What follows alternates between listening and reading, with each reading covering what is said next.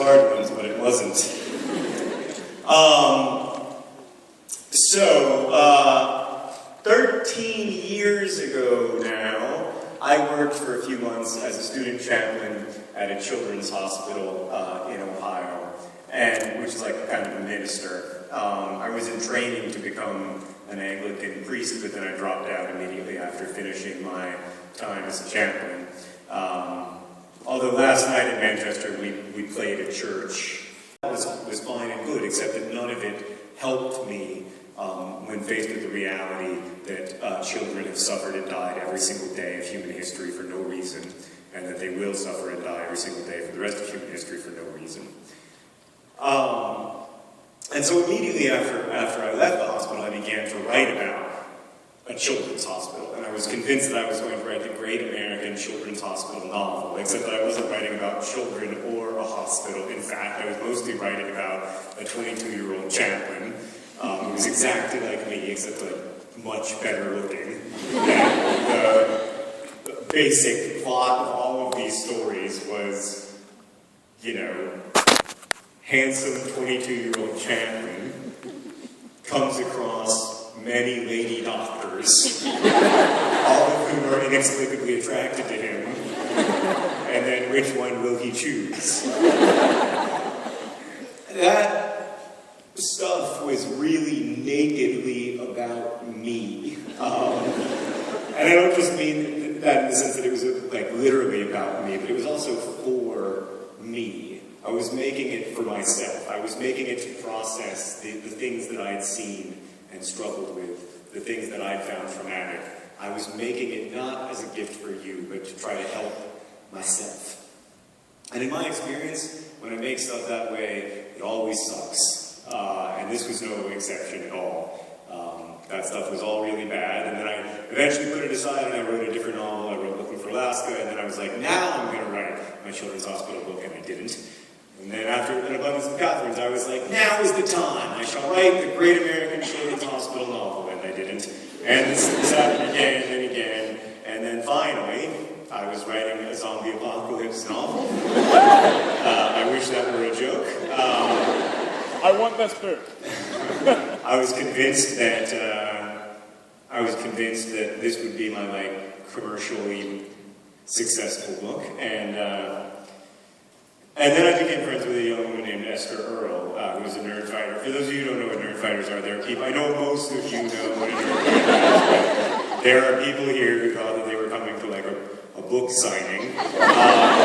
So I'm going to briefly explain, and I apologize for the redundancy. But Nerdfighters is the community that grew up around the videos that my brother and I make on the Vlogbrothers YouTube channel, and we call ourselves Nerdfighters because we fight for intellectualism, and we fight for nerds, and we celebrate nerd culture, and we try to build spaces on the internet that are about engagement instead of distraction, places on the internet where we can have a higher quality of discourse.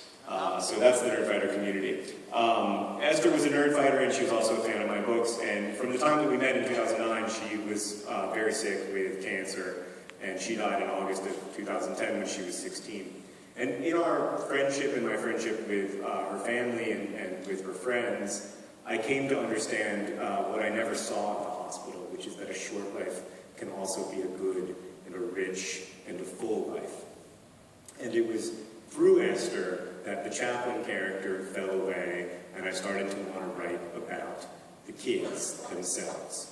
And that was when the book stopped being about me, and it started to feel more like a gift, like something that I was making for you. And it particularly felt like a gift because I figured that no one who didn't already like my books would want to read it. Because, you know, it's quite funny, I hope, but it is a smidge sad in parts.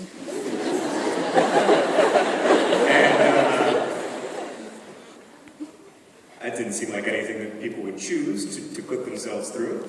But many people have, and I am very grateful, and authors clearly should not be trusted when it comes to choosing what will and will not be successful.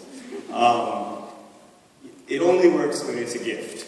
I have to try to make this freely for you, and then sometimes, not always, but sometimes, people will be generous enough to read it, and to read it thoughtfully, and to read it carefully, and that is a wonderful gift that you give back to me.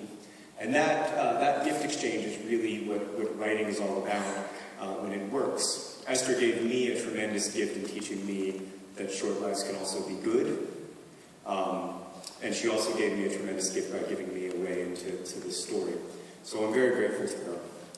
I wanted to write a story that was not like a lot of the stories about sick people I've read, that focused on sick people, that humanized them, that celebrated them, that talked honestly about illness, as honestly as I could, as unsentimentally as I could, and that reflected what I'd seen in the hospital and what I saw in Esther's life, which is that sick people are not other. They are not fundamentally different from us. They are also full of life. They can be very funny, very joyful, very angry, very sad.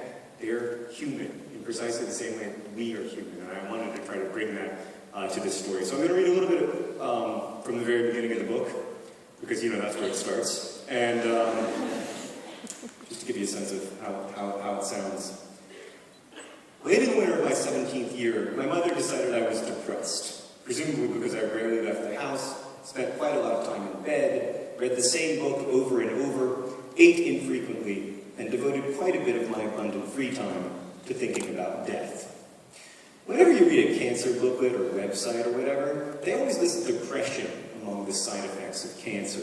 But in fact, depression is not a side effect of cancer. Depression is a side effect of dying. Cancer is also a side effect of dying. Almost everything is, really. By the way, this is not in the novel. A lot of people have taken issue with that line, that cancer is a side effect of dying. But it is. I'm right, they're wrong. I mean that literally.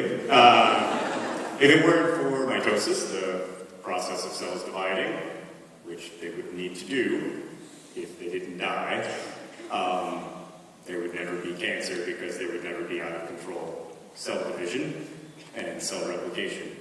We know this for a fact, of course, because anyone who has studied the subject knows that zombies don't get cancer. Right, so you should never answer your critics, but whatever. My mom believed I required treatment, so she took me to see my regular Dr. Jim, who agreed that I was veritably swimming in a totally paralyzing and clinical depression, and that therefore my meds should be adjusted, and also I should attend a weekly support group. The support group, of course, was depressing as hell. It met every Wednesday in the basement of a stone-walled Episcopal church shaped like a cross. We all sat in the middle of the cross, right where the two boards would have met, where the heart of Jesus would have been. I noticed this because Patrick, the support group leader and only person over 18 in the room, talked about the heart of Jesus every freaking meeting, all about how we, as young cancer survivors, were sitting right in Christ's very sacred heart, and whatever. So, here's how it went in God's heart. The 6 or 7 or 10 of us walked/wheeled in, grazed the decrepit selection of cookies and lemonade, sat down in the circle of trust, and listened to Patrick recount for the 1000th time his depressingly miserable life story. How he had cancer in his balls, and they thought he was going to die, but he didn't die, and now here he is, a full-grown adult, in a church basement, in the 137th nicest city in America, divorced, addicted to video games, mostly friendless, eking out a meager living by exploiting his cancer-tastic past, slowly working his way toward a master's degree that will not improve his career prospects, waiting, as we all do, for the sword of Damocles to give him the relief that he escaped those many years ago, when cancer took both of his nuts, but spared what only the most generous soul would call his life. And you too might be so lucky. Thank you.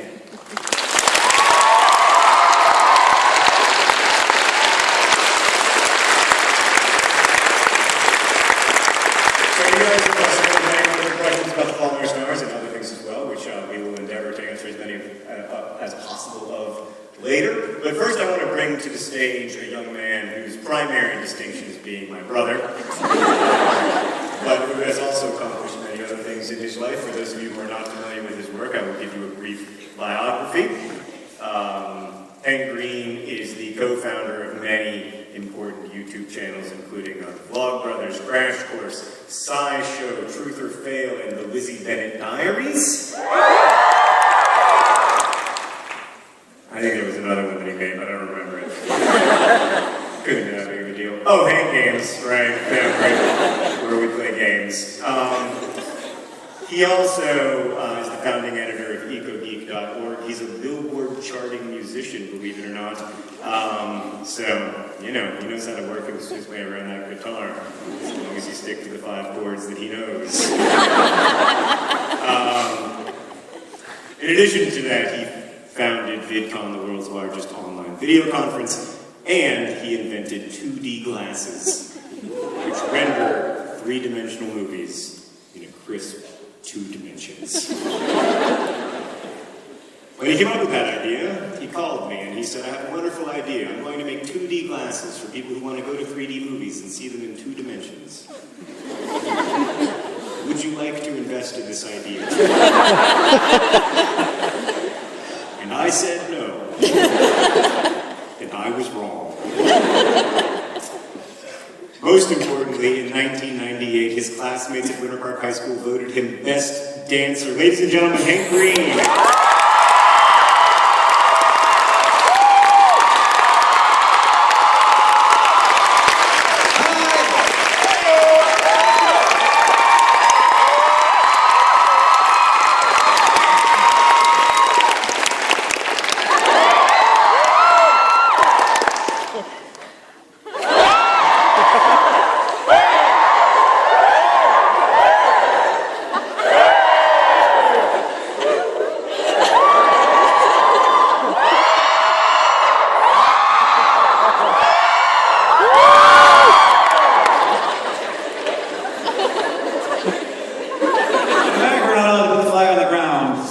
You have that rule too.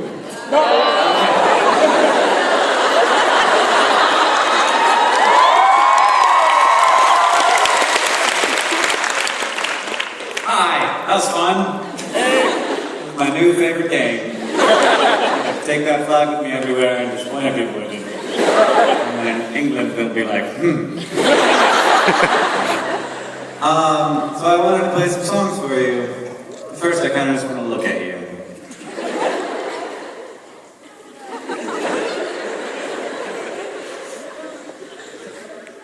It's hard to look at all of you. Now I'm really overwhelmed. So, how about we start off with everybody who wants me to play a song, raise your hand. A specific song. That's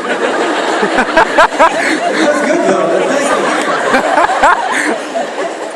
Yes, you have your hand up. Did you want me to play a specific song? The universe is weird. The universe is weird. She wants to hear the universe is weird. Okay, I'll try. Okay. Well, if work can ever exist by itself in isolation, something very odd happens when you try to separate them. The energy it takes to break up those two best friends is just enough to create 2 more to join back up with them. And a photon has no mass, and thus it travels at light speed. If you can imagine going that fast if you try, I think you might be emitted and absorbed both in the exact same instant, even if you travel from a place 13 billion light years distant. Cause the universe is weird, I'm kind of freaking out. What the heck is this all about? Infinite, unbounded sets and hatchetizing gluon jets, and we'll never understand half of what we have at hand. At least that's what I fear. Cause the universe is weird.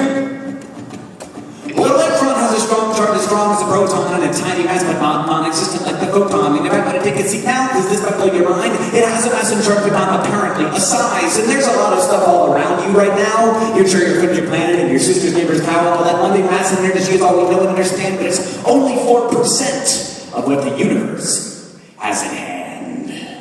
Cause the universe is weird, I'm kind of freaking out.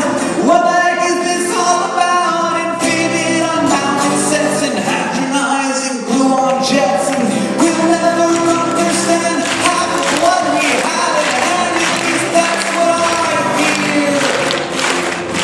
Cause the universe is weird. Well, I was driving in a van with my brother and I said, hey John, guess what? I'm like, dude, no edge, cause the universe doesn't exist in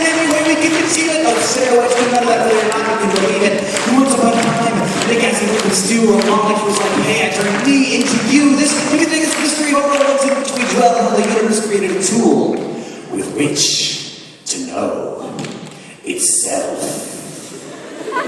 'Cause the universe is deep. I'm kind of freaking out. What is this all about? Infinite unbounded sets and patronizing neon jets. And we'll never understand half of what we have at hand. At least that's what I fear. 'Cause the universe is weird. Oh yeah, oh it's so weird. It's so freaking weird.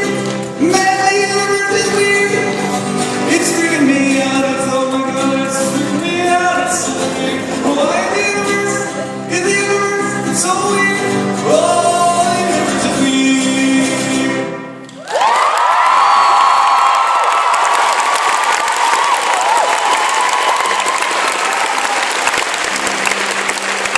I'm gonna play a song about Harry Potter now.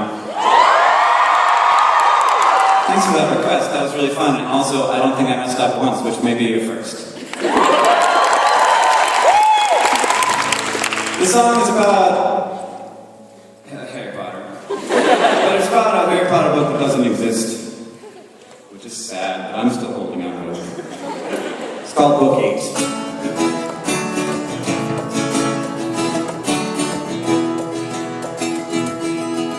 I know I'm not the only one who wants to know more about Harry's sons. I really do think there's an unwritten story, and I think it's time to put fingers to keys. A lot of people I know want to know more about Grindelwald and Dumbledore. I really do think that they both bad and lefty, and I think there's probably a good story there for Bookie. 'Cause I want a Bookie. I want a Bookie. And I want J.K. Rowling to say that the epilogue was crap, 'cause we all know it was crap. And I want J.K. Rowling to say that Voldemort had a son, the story's just begun. And I want J.K. Rowling to say that she's writing a Bookie.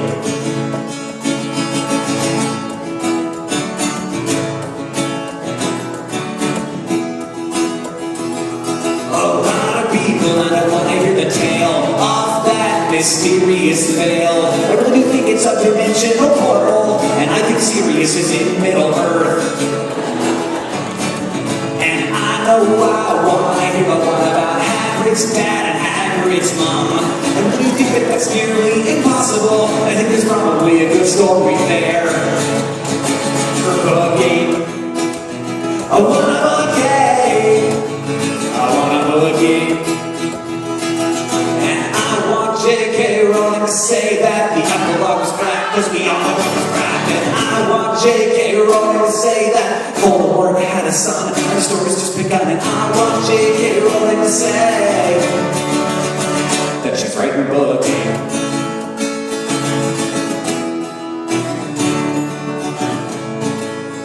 She could call it Harry Potter and the Knights Who Saved Me, or Harry Potter and the Time to Fight the Daleks, or Harry Potter and a little love that gets her own freaking book, or Harry Potter and Benedict Cumberbatch, or Potter and the Nerf Fighters.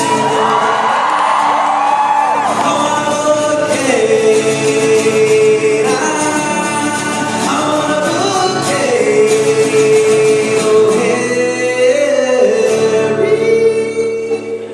Oh,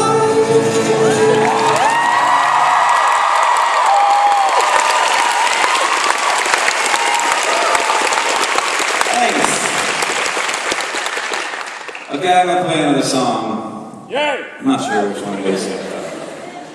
So, raise your hand if you want me to play a song about two choices. People are like, I want you to play a song. Two choices, either Harry Potter or My Little Pony. So we're gonna go with Harry Potter first, hands. Okay, now instantly go down and then come up with My Little Pony. Wow, okay. Pony it is. You guys already got a Harry Potter song, what do you want? Ponies! Ponies. So I go on tour a lot, and well, not that often.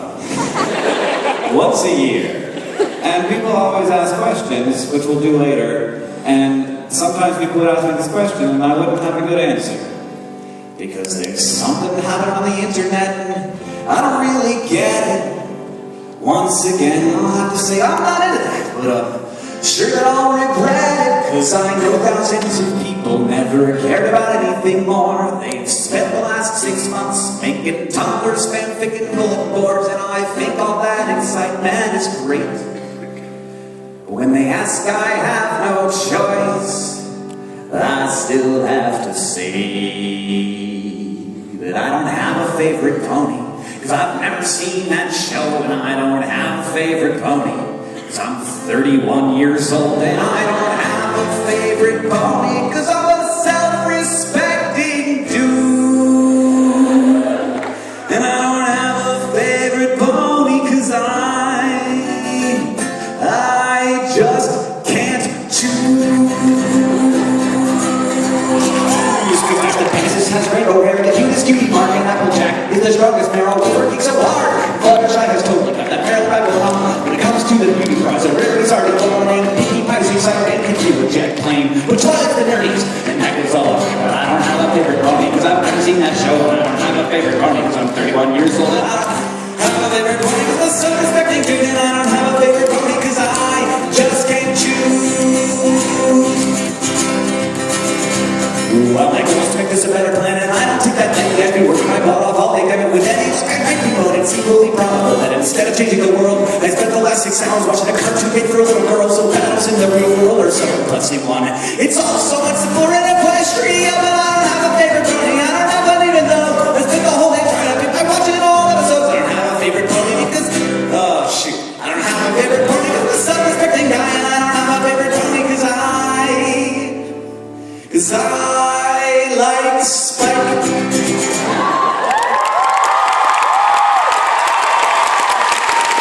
Thank you.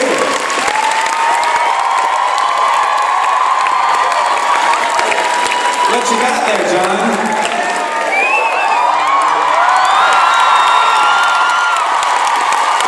Thank you, everybody. Before I answer your question about the Fault in Our Stars, I'm going to tell you how I feel about this stuff. I don't know if you guys have ever chewed gum.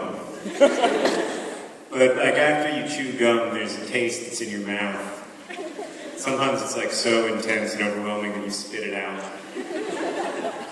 And Iron Brew tastes to me like the collected chewing gum spit of all of Scotland.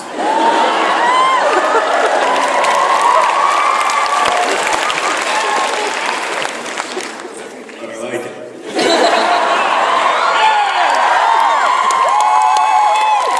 Alright, so I'm going to answer some questions about the Fault in Our Stars. If I go over my time, I get slapped in the face by my brother, but I'm not going to go over my time because I don't like to get slapped. Don't worry, there will be an opportunity later. Alright, these are your questions. Many of you didn't write your names, but you know who you are. And I apologize to all of y'all. These are questions I'm not going to answer. There were a bunch of them. Can you tell us about the cover for the Fault in Our Stars? Yes. It was designed by Rodrigo Corral, famous book cover designer, one of the most famous working today. And it has, I'm just going to quote he's 3 now, but he was 2 when he said this. He knows what the book looks like, and he points at it, and he says, "That's Daddy's book." And I said, "Yeah." And he said, "That's a black cloud." And I said, "Yep." And he said, "That's a white cloud." And I said, "Yep." And then he said, "They're the same cloud." So, I think that's it. He's a little Buddha. He also says a lot of stupid things. But,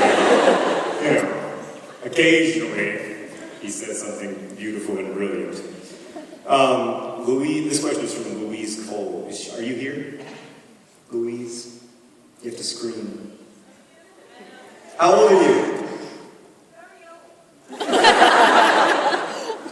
Alright, good.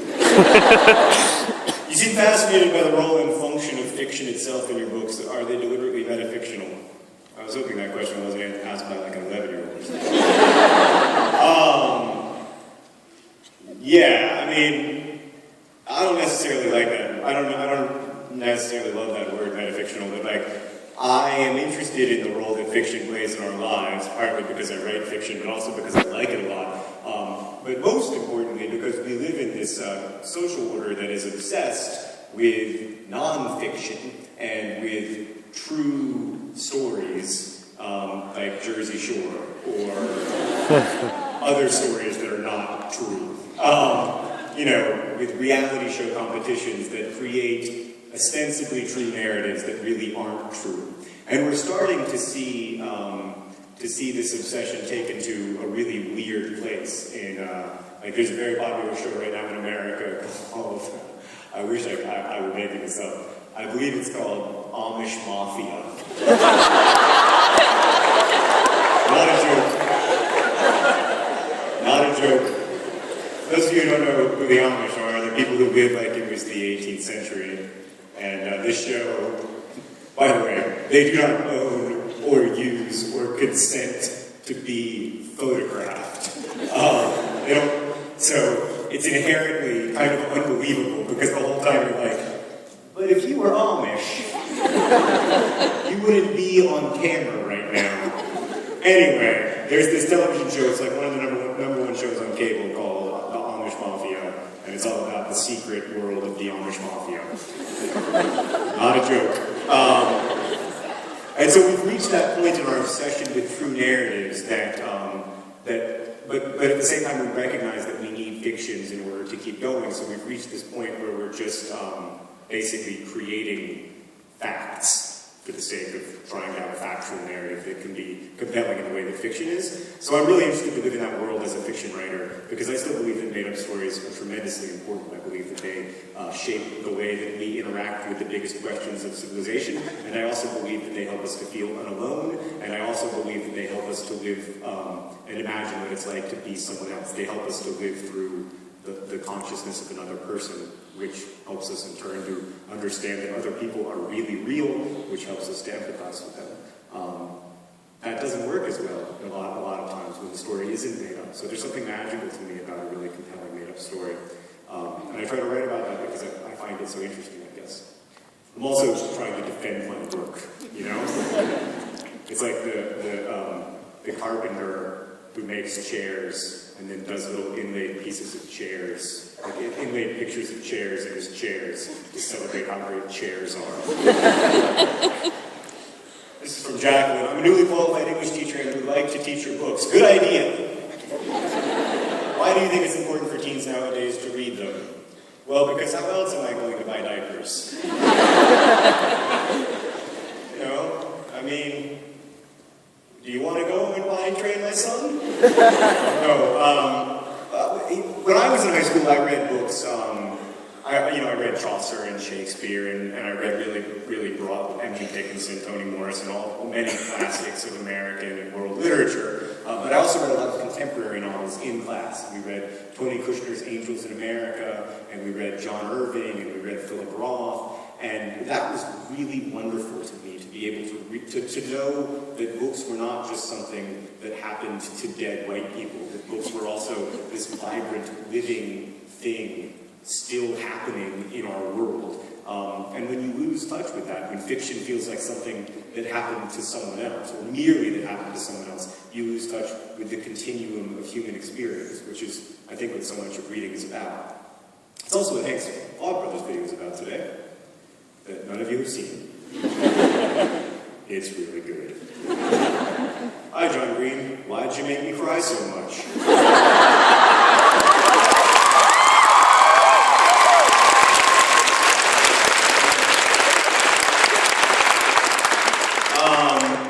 I mean, here's the thing, to be honest with you. I would come home every day when I was first writing The Fault in Our Stars, like when I was first going really well. It was really, my writing was going well for the first time in years. I would come home every day and I would make my wife, Sarah, read whatever I'd written that day. And I'd like, and stare at her the whole time. And then she'd finish whatever 5 pages I'd written that day, and she'd look and she'd be like, "This is really sad." And I would be like, "But it's funny though, right?" Because I wanted to write a comedy. And I still kind of think that I did. Like, it's a romantic comedy. It's just usually the romantic, like usually in a romantic comedy, the obstacle is like, oh, she's engaged to someone else, or, that's usually it actually. But in this romantic comedy, instead of that being the obstacle is like death. So, I don't know, I didn't make you cry on purpose. I wanted you to laugh.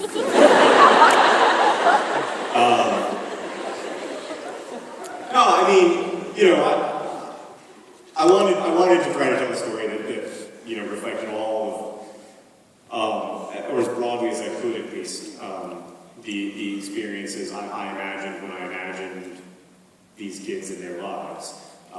And, you know, it's impossible to write a novel that tries to grapple with the world as we find it without acknowledging the fact that all of us are going to die. And that a lot of the things that make us possible and make us interesting are the same things that make us temporary. And so I wanted to, you know, be very upfront about that and forthright about that, and you know that, yeah, you know, I think you pretty much know that from page 1. But I did really want it to be funny. So, yeah. I did cry every day for about 2 months when I was writing it, though, to be fair. So, I would like walk into Starbucks at 8 o'clock in the morning, and I would open up my laptop, and I would start typing, and I would cry. This is true. And like 4 hours later, I would close my laptop, and I would like wipe away my tears on my sleeve, and I would leave. And I'm sure that the baristas, who have no idea what I do for a living, just thought that I was going through like an exceptionally hard time or something. Amy asks, what has been your favorite novel to write so far?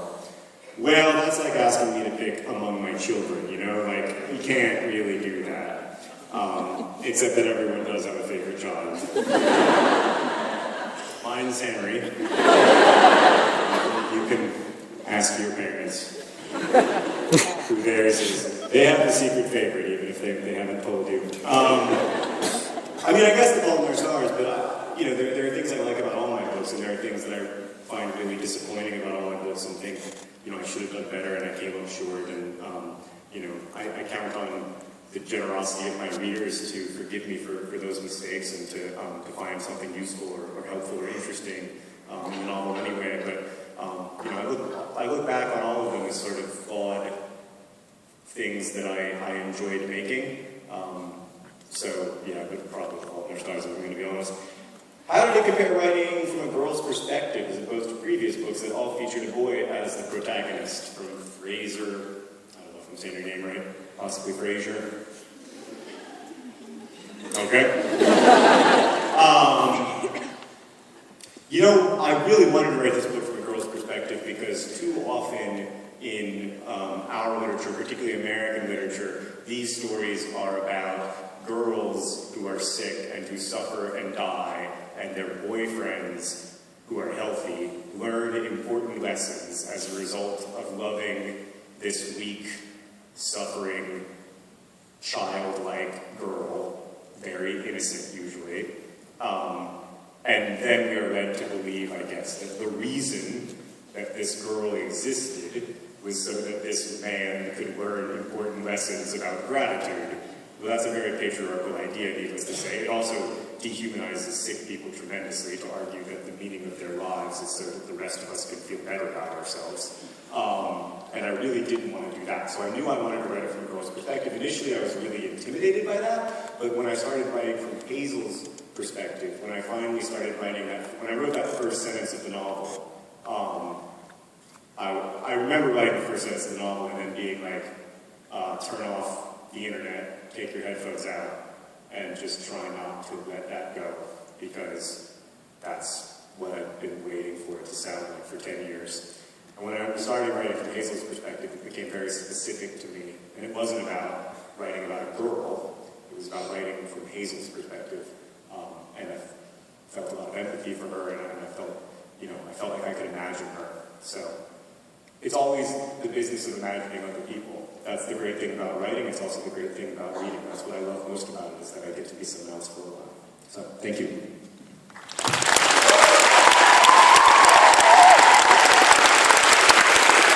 Now, you will note that I did not go over my time like a boss. Now we are going to have Hank Green come back out, if he doesn't mind. Hopefully with all of the Question Tuesday questions. Easy go.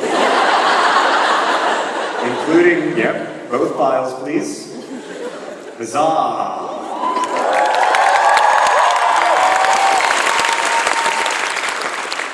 We are going to ask each other some questions, and whoever is talking when this timer goes off will be slapped in the face. Yeah, that's right. Prepare your tumblers. There's a GIF coming.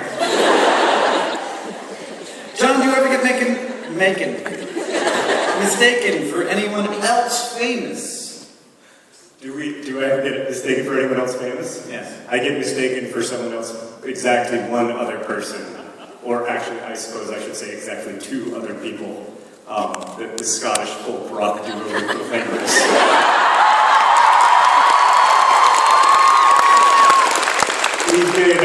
We've been confused for them since like January 2nd, 2007. Hey, did you miss the earlier days of the YouTube community when you could attend gatherings without getting mobbed? Sorry, I was tired of this thing. I think the earlier days of YouTube were, I think that there was something special about that time, but I think that their temporariness makes them more special. Thanks for quoting me. I've never heard you say that. Oh, you're probably just enjoying some Ironbird knife in the back, but I did say that, yeah, sort of, something like it. I was playing Angry Birds.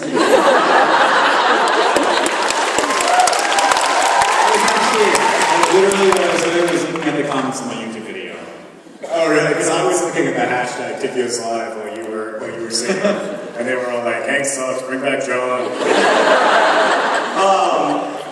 When you started Brotherhood 2.0, what did you skipped you. Oh, right, sorry. Any family secrets, says Emma. Do I have any family secrets? Family secrets. We got this question in London, and Hank told the most horribly embarrassing thing not in front of, like, my boss's boss. And 1,000 other people. Ergo, I will now... Do you want me to tell that story again? No.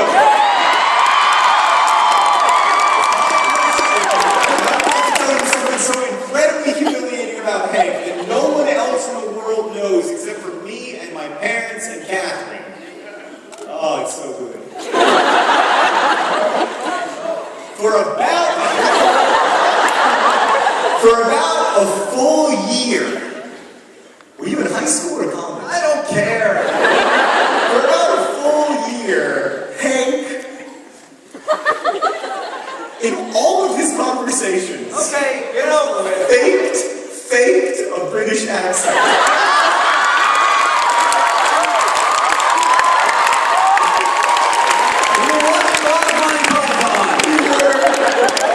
And I just remember being at breakfast with him every morning and being like, is it still happening? It is still happening.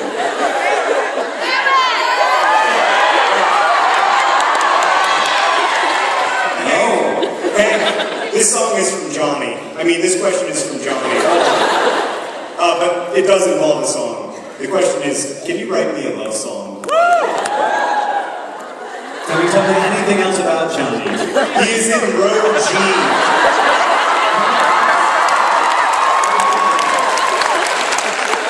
Johnny! You were in the audience, you're a nerd fighter.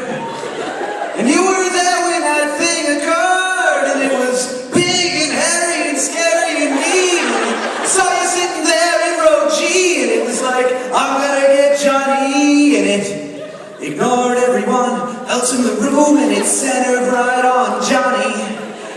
it, ate him, and he died. And I was sad, and he was dead, and I knew that I should have said, Johnny, I love you.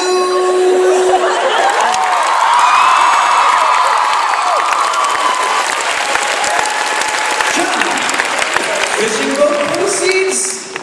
Fishing boat proceeds. No, I don't have any. No, actually, this question is, fishing boat proceeds, as in it keeps going, or as in boat funds? Boat funds. Yeah, so you get to fill out a special form on your taxes in the United States if you get fishing boat proceeds, if you get some money from your ownership of a fishing boat, I suppose. It's a refund on special fishing revenue. Right, so I call my Tumblr fishing boat proceeds because I'm hoping that at some point, I assume at some point my Tumblr will become very profitable. And when it does, I'm going to say to the US government, I don't have to pay taxes on this income, it's fishing boat proceeds. Who is your favorite member of the British royal family ever to have lived?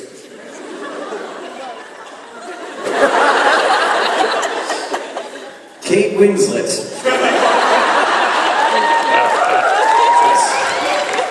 Who's your favorite member of the British family ever to have lived? Ever? Yeah, the Scottish one. Yeah, yes, the Scottish kings who came in and took over England. Yeah,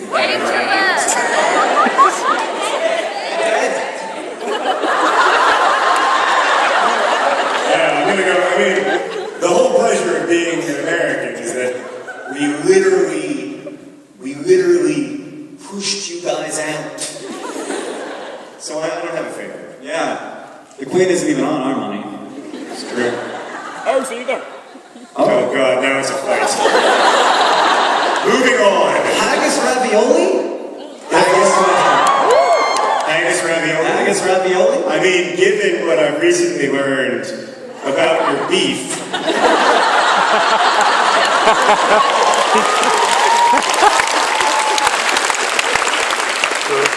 I'm not interested. Hank, this is a question for you. Can we dance now? Are they asking, can we dance? Yes, they can dance. Of course you can dance! Mostly chair dancing, but a couple of people went all the way. Alright. From Hannah, John or Hank, what is your favorite opening line from any book or movie? My favorite opening line for any book or movie?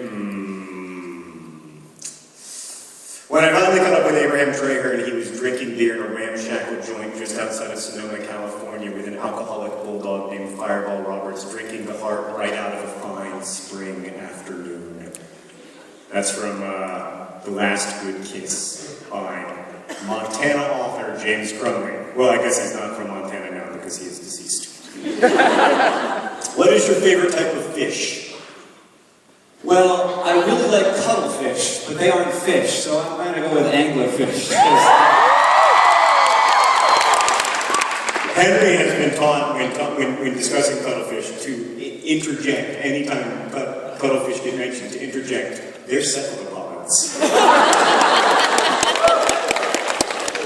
All right. Your turn. How many copies of TFIOS do you think you've signed now? I can answer that pretty close to factually, like somewhere around 220,000. So that seems like a record. I'm not in for the record, Zach.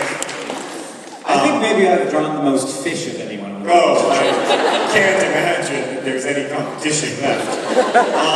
Would you rather write An Imperial Affliction or The Price of Dawn?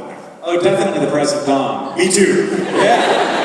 No, that sounds like way more fun, way less work. Yeah. No, all the things, and it would sell better, you know, like all the things I want. People would be happier when they're reading it. I would be happier when I was writing it. Yes. Yeah. I mean, I like the idea of writing The Price of Dawn almost enough to write it. But I would never write An Imperial Affliction. That seems very hard. Is tonight's musical entertainment as good as your last visit to Scotland? This Songs question from was Paul. definitely not asked by Songs from Paul. Songs from Paul, who has a great YouTube channel and did play our last Scottish Nerd Fighter gathering by a tree, as I recall. was sort of in between a monument that was permanently unfinished and a tree. Falling. It was beautiful. I'm not going to tell you where it was. Was he better or worse than me? That's the question. Different. Okay. What is your opinion of organ donation? Bro. You don't need it anymore. Unless you're still alive. I mean, like, if you're giving up organs while you're still alive, then I'm no longer flippantly, yeah! You should consider that decision very carefully. Can you talk a bit about whether you think books are an interactive medium and how digital media enhances or detracts from this? What about other media? Okay, very quickly. I think that books are still relevant. I don't care if you read them on paper or on e-ink. I think they're still relevant because they do something that no other media can do, which is they require you to be quiet and contemplative and thoughtful and to co-create the work with... Yes!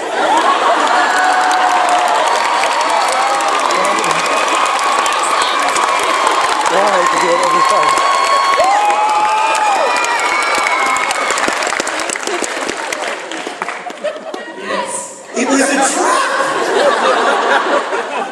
Whose question was that? Thank you! Well done. They require you to co-create the book with the writer. Alright, last night I don't think I hit you very hard, so I'm gonna... Actually, if you look at the GIF of last night, you see my face, like... Don't do it any harder. You gotta come from this side. Left-handed, I'm gonna miss! Right in the eyeball!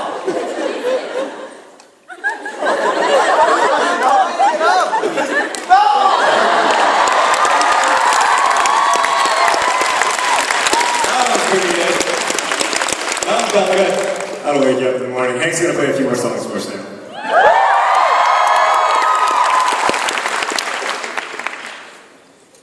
Okay, raise your hand if that's a song you want to play. It can't be Strange Charm or Anglerfish, because those are coming up later. All hands go down. Yes, currently filming me right here. How to load a dishwasher. This is not a dishwasher. I don't know the chords or anything. Oh, this is how you load a dishwasher. This is how you load a dishwasher. GE Frigidaire washer. Whirlpool ready to a dishwasher. Well, I like to put my cutlery in the basket facing down, so my hands never touch the parts that go inside mouths. But other folks with cleaner hands put them facing the other way, so the jets of water catch them better with their spray.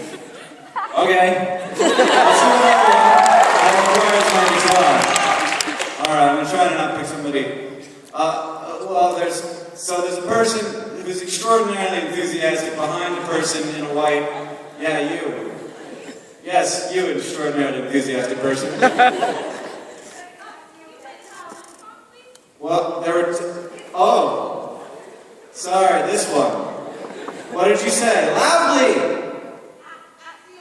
Okay, Deathly Hallows it is. Well, I'm getting kinda tired of this. Pre-publication media blitz, you got all of muggle kind under your spell. Don't you know the whole world's already gone and reserved a copy at Amazon? How many more books could you sell? Now give me my book or go to hell, 'cause I need Harry Potter like a Grindy Low needs water, and as that day approaches my negroes, yes, you Deathly Hallows incendio book sales and bars, it'll be like Phoenix Tears on a broken note. Yes, you Deathly Hallows. Well, I'm getting kind of petrified. What's brought to if Hermione died, or if Voldemort killed Hedwig just for yucks? I didn't know that was gonna happen. Before this book came out, I promise. I have no confidence in theories about the Half-Blood Prince, and what if Harry's brain is all Horcrux? That also actually happened. Oh, holy crap! That would freaking suck. It actually turned out to be pretty convenient. 'Cause I need Harry Potter like a Grindy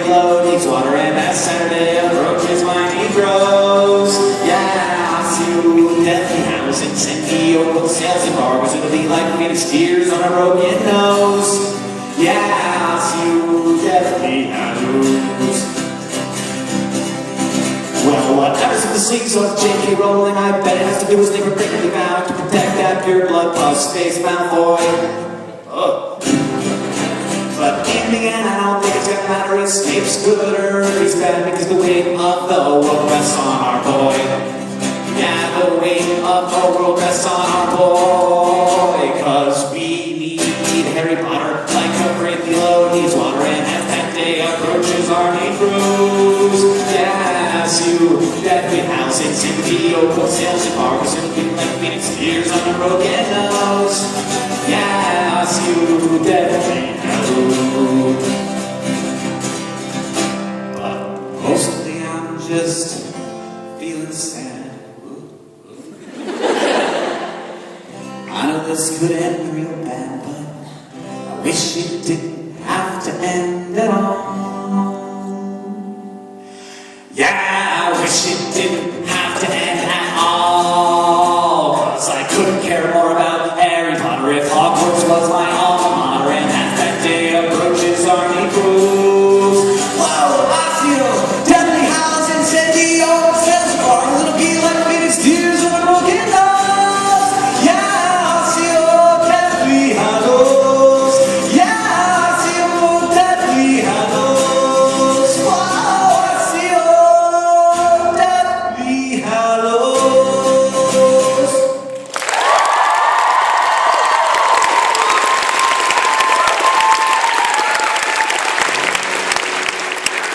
I want to play a song about the Fault in Our Stars now. It's from the perspective of Hazel, so imagine that I'm 16 and female. And that I don't sing like this. This is the first song I ever wrote with the chords before the lyrics. I usually write them simultaneously.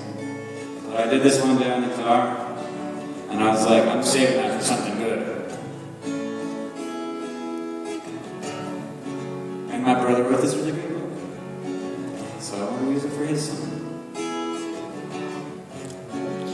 We all can dream of blazing glories, but all I dream of now is you and your blue eyes. It's strange to think how we can feel we don't live our own lives.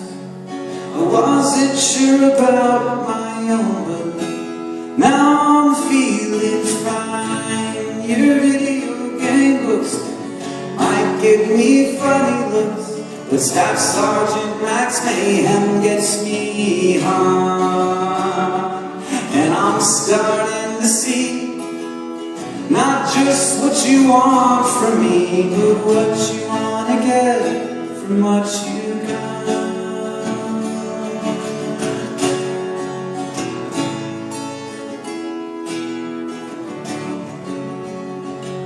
What do you think you're gonna be? You think you leave some kind of lasting mark, but with infinite tomorrows, you know this isn't fair. No one gets remembered, but right now I just don't care. Your video game books, they might get me funny looks, but Staff Sergeant Max Mayhem gets me high.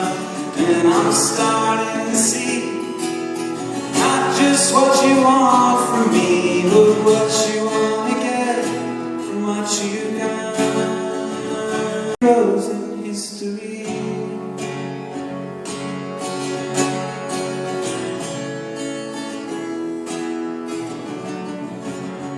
Well, I wish our lives were so much simpler, and I hope you get to have your moment in the fight, but no one ever gets to be quite who they want to be. You want it to matter, boy, well, you matter to me. Your video game books might get me funny looks, but Staff Sergeant Max Mayhem gets me high. And I'm starting to see. Whoa. Where did you go? Oh, I thought of that. Oh.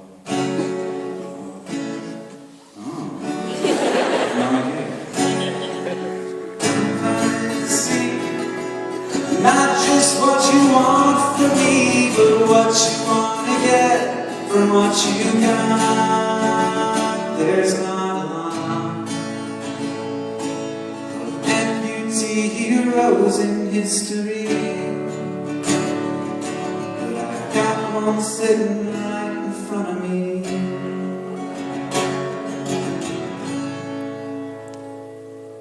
Thanks.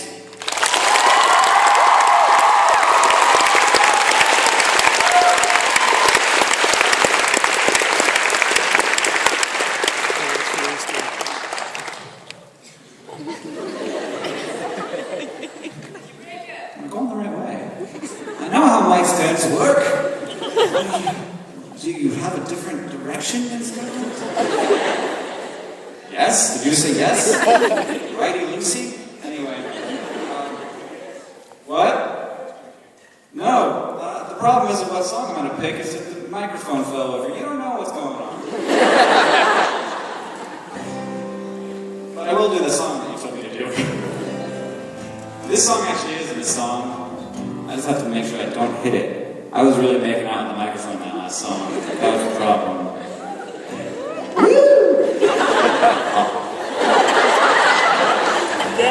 This song is an observation about songs because I love to play songs and I love to look them up on the internet and then sing them when nobody's home. It's one of the primary benefits of knowing how to play the guitar. If you want to learn, really it's totally worth it.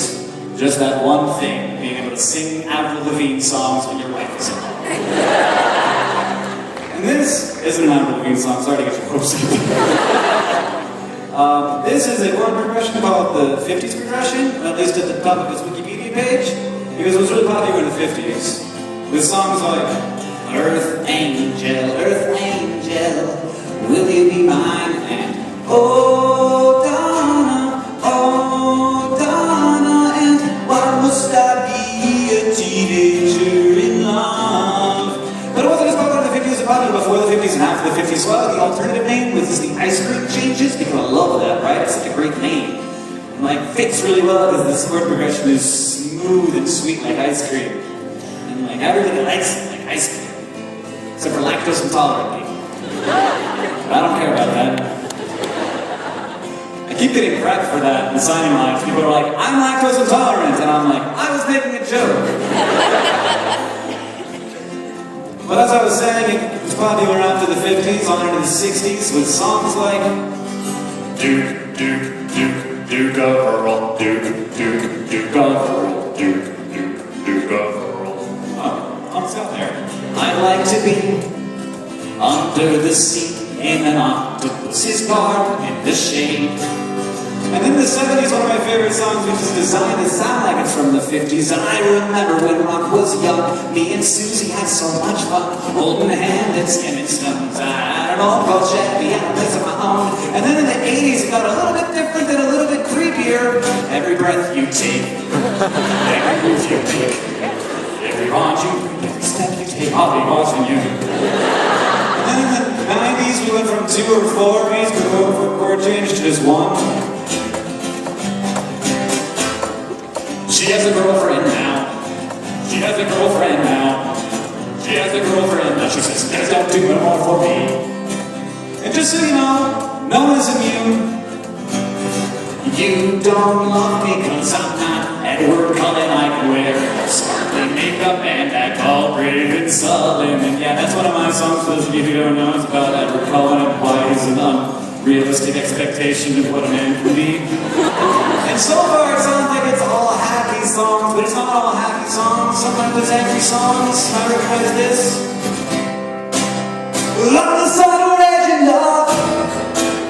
The Jesus of so bad, yeah, the bad for love. None of the above on the steady night of. You wanna sing it with me?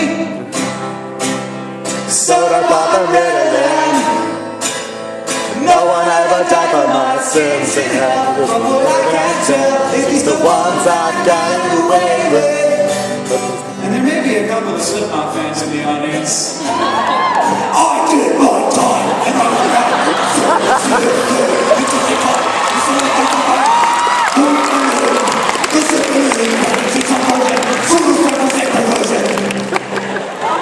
Then, in the 2000s, our friend Justin Bieber brought it back with a song like can't sing in its correct chords. Like baby, baby, baby, oh, yeah, baby, baby, baby, no. Baby, baby, baby, yeah. I thought you'd always be mine.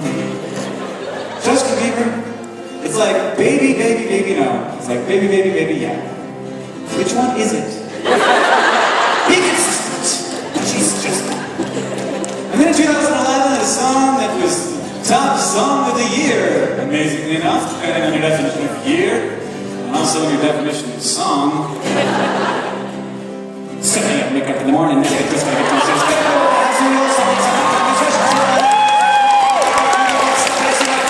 I see my flag, sitting in the front seat, sitting in the back seat, and in my mind up which seat can I Friday, I'm working Friday. How does a dolphin?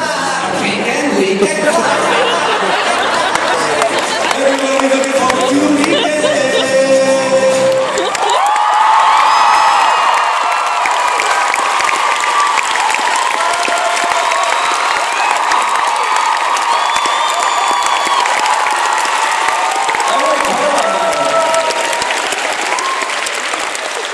So this is the portion of the program where we do it for bad news.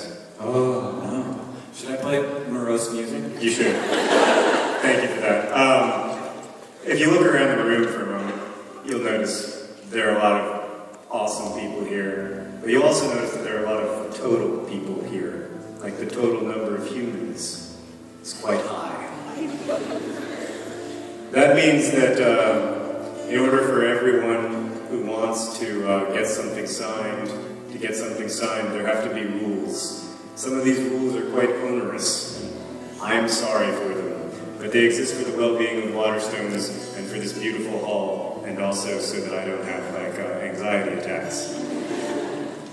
We can sign 3 things each. I'm really sorry about I feel like the sad music is making this way worse. Yeah, it's not that bad. Why don't you bring it up a notch? Okay. Okay, it's not like I'm delivering really bad news. We can sign 3 things. We cannot personalize. I'm really sorry about that, but if my hand tries to write your name, it will cramp and be unable to sign. His hand now only makes one shape. That's it. That's all it does. I now can do 2. Just my name and then a fish. Yeah, so I'm sorry that we can't personalize it. I do feel really bad about that, but we can't. Also, we cannot sign T-shirts because it ruins your T-shirts. It takes a perfectly good T-shirt and it turns it into a thing with a line on it that no one knows what it is. And we cannot sign shoes because that is gross. And we cannot sign human skin because that is creepy. It is weird for a 35-year-old man to sign the skin of a child. Even if you were grown up, it is still weird. Also, we cannot pose for pictures. However, we have a wonderful opportunity tonight. Hank and I are going to move these microphone stands to the side, and we are going to pose for a picture. If you could take out your cameras right now, actually. We're going to pose for a picture, and then you are going to Photoshop yourself into it. This works brilliantly. I have yet to see a failure, by which I mean I have yet to see a success. So please do this. By the way, do you know who asked the question that got me slapped? My friend, my actual real-life follow him on Tumblr friend, Rowan. It's like a verifier from 2007. Got me slapped. It's right there in the second row. Jerk. Oh, God! Everything is fine.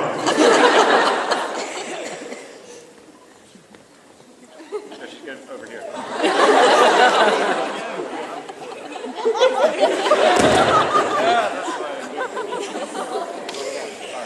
She's right here. Okay.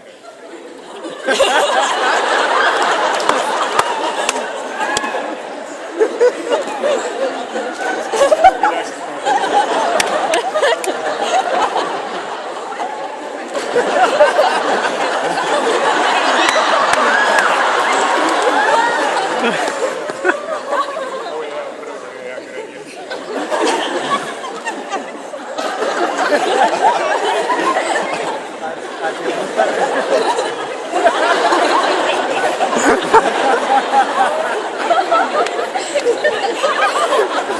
at all these people getting ready. Go! You guys are gonna have to deal with this mic stand, but you're gonna do brilliantly. I don't know. You're gonna have yourself like clinging from the mic stand. Thank you for that. Please tag us on Tumblr so that we can see your extraordinary work. And thank you for posing for a picture with us. I appreciate you taking the time.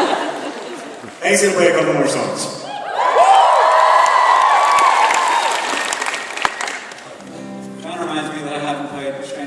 So let's do that. I usually start with that, but we have that wonderful request. So this song's about quarks, which, if you don't know what they are, I will explain it to you right now. Because a quark is a fundamental constituent of matter observed in 1968 through deep elastic scatter, and they found that protons aren't as simple as we thought. We thought they were solid particles, but they are not. Protons, in fact, are made up of three separate pieces. It just gets more confusing as our knowledge increases. And that is what a quark is. It's a piece of a proton. They also make up other things, including a neutron, up, down, strange, dark, top, bottom. If you don't know what a quark is, it don't matter. You still got them. And protons and bosons and the circles that they have to do. You can see exactly know it's this.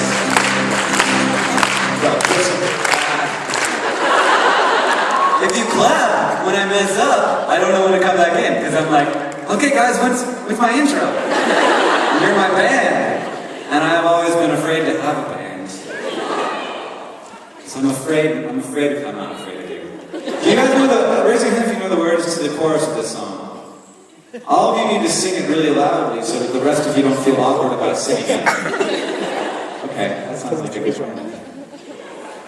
Of course, including protons and neutrons, are composite particles that physicists call hadrons. Many types of hadrons are theoretically described, but most exist for only very brief amounts of time. Quarks have electric charge, color charge, mass, and spin. And having color charge means they exist solely inside of other types of particles that cannot exist alone, whose particles have never been studied on their own. They're strange charge, top, bottom. If you don't know what a quark is, you don't have to use the bottom. Electrons and bosons and the things that exist, they make up everything that we can see and how we know exists. That was fantastic. Well, quarks can join together in two different ways. Baryons and mesons will most instantly decay. If a particle has three quarks, then it's a baryon. If there's one quark and an anti-quark, then it is a meson. These tiny bits of matter are part of almost everything. There is no unified theory that make it less confusing. But the fact that we've identified that they exist at all is so remarkable that I just sit in awe. Oh, down, strange charge, top, bottom. If you don't know what a quark is, it don't matter, you still have it. Electrons and bosons and mesons things are missing. Make up everything that we can see and that we know exists.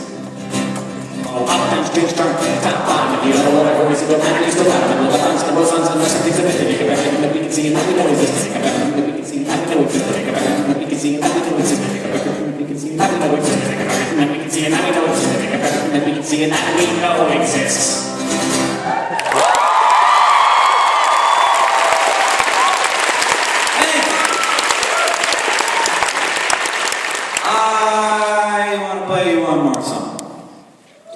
In this key, my voice is a little lower than usual. So this is where I usually play it. I'll try. For you.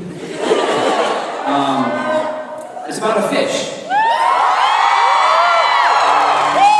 Because the deep sea is very difficult to eke out a life, and so there are often very few animals per cubic mile of ocean. When there's not a lot of your species swimming around you, and sometimes when you need another of your species for certain biological acts, it's hard to find one. And even in a crowded world that we live in today, it can be hard to find someone, for certain biological acts. And so we understand this problem, right? Well, the anglerfish of the deep sea has solved it in a very peculiar and scary kind of creepy way. And that is that when a female anglerfish is born, it is a normal fish, but when a male anglerfish is born, it is this tiny little weird thing that is barely a fish. It has like a tail and a nose and a mouth and balls, and its whole entire life, all it wants to do is sniff out a female. And, more power to him. And when he goes out and he can't even eat food, he doesn't have a digestive system, he either finds a female or he dies. And if he finds her, instead of just inseminating her at that moment, she might not might not be in the mood. So instead, he bites her, which is cool, that's fine. But then, it gets really weird because an enzyme in her skin dissolves his face. And just to be clear, this doesn't happen with human girls. And then his face gets stuck, and then their circulatory systems fuse together, and his body sort of senesces into hers. And you've all had boyfriends like this, right? Probably somebody in the room. This won't ever take their mouth off of you, and it's terrible. But then, it's worse than that because basically this becomes kind of a pair of nuts on her side, and then when she needs him, she releases a hormone into her bloodstream, and it causes the insemination from this little appendage that sits on the skin. And I thought that story was so beautiful that I wrote a song about it. Yes, it's true that I once went through life as a guy who always had to rhyme life with strife. Yes, I've been burned and I've been burning through it. All my friends I've learned that love is not about whether you get stabbed, it's how slow the knife gets turned. But my friends, I found an animal who doesn't feel this pain, and my life is so much better now that I can feel the same. Cause you can't eat the knife if you roll it without light. You can't eat the dish if you've only ever eaten fish, and you can't feel a load if it's all you've ever known. Yeah, the deep sea anglerfish has no reason to be happy, but it has a freaking idea what else to be. Well, the deep sea dwelling anglerfish can has to find the mate. They are always there together when it's time to procreate. See, well, they're better, you'll know that's a female on her side, and then slowly he becomes a sperm-producing parasite. And if we can say he lives it all, he lives until she dies, and until that day he literally never leaves her side. Oh, you can't eat the knife, you have to roll it without light. You can't eat the dish, you've only ever eaten fish, and you can't feel a load if it's all you've ever known. Yeah, the deep sea anglerfish has no reason to be happy, but it has a freaking idea what else to be.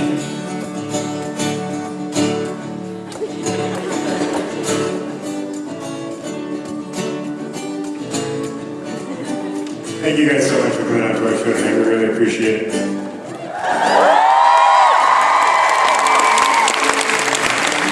We want to thank everybody at this beautiful concert hall who made tonight possible and also made it, sound like we are pretty good at talking. We also want to thank everybody at Waterstones for supporting this entire tour, as well as Penguin, which has given The Fault in Our Stars a home in the United Kingdom. So thank you so much to everyone at Waterstones and Penguin.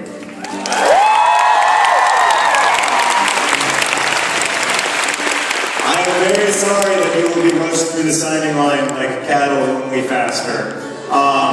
But again, it is in the interest of other people who are behind you, who also want to stay, and also in the interest of those of us who have very early trains in the morning.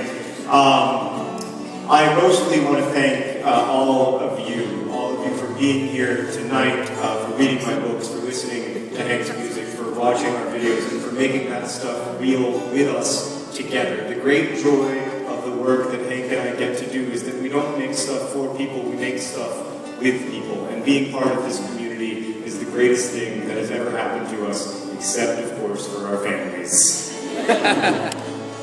Really, no. We are so grateful to you, and we hope that you've had a great night tonight. And if you clap long enough, there may be an encore. Thank you very much, and as we say in my hometown, don't forget to be awesome.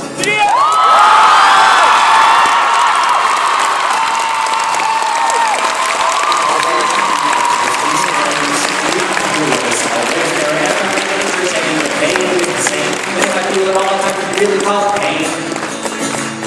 Yeah, I don't have any friends and I don't have any hair, but neither does the anglerfish and she doesn't care.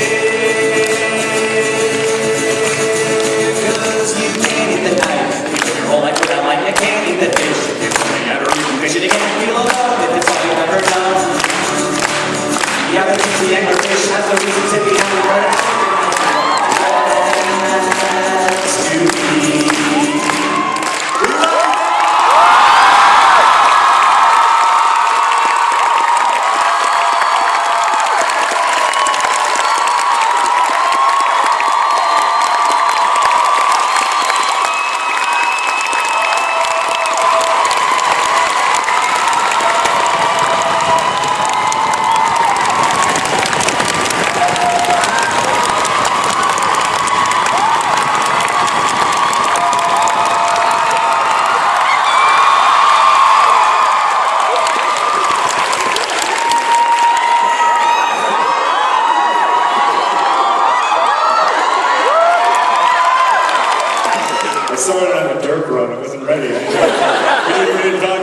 stage. Thank you again for being here tonight with us. It's been so fun. I'm pretty sure you guys know this song, so I hope you sing it with us. And by pretty sure, I mean positive.